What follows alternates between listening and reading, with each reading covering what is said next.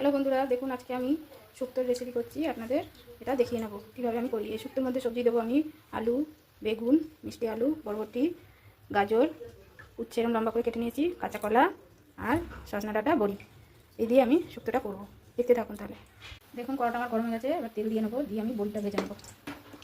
বড়িগুলো আমি এবারে ভেজে নেবো।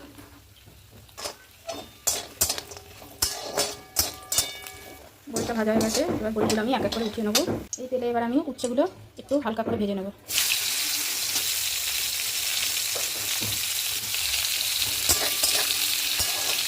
অল্প একটু নুন দেবো, দিয়ে হালকা করে উচ্ছেগুলো ভেজে নেবো। দেখুন উচ্ছেগুলো আমি এইভাবে ভেজে নিয়েছি, বেশি লাল করে ভাজবো না, হালকা করে ভাজবো। এবার আমি উচ্ছেগুলো এক একে উঠিয়ে নেবো।